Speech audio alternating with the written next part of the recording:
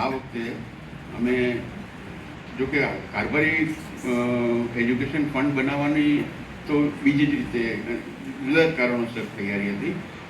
બે ભાઈ બહેન એ ભિલોડિયાના મોટા થયા.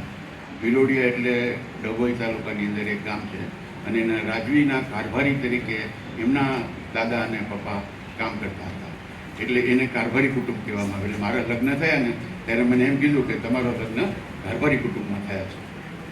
એટલે એ યાદ તાજી રાખવા માટે અને શ્વેતાબેનનો સ્વર્ગવાસ થયો, એના પહેલાં 2 વર્ષ પહેલાં એમના ભાઈનો સ્વર્ગવાસ થયો.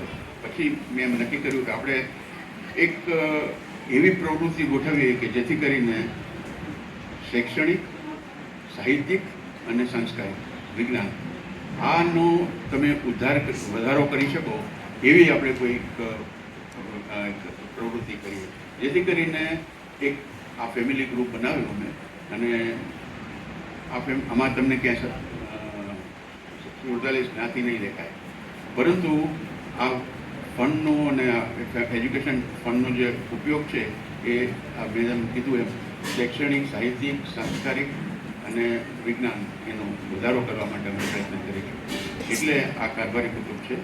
નરેન્દ્રભાઈ અને શ્વેતાબેન એ કારભારી કુટુંબના દીકરી હતા, ભાઈ દીકરી હતા અને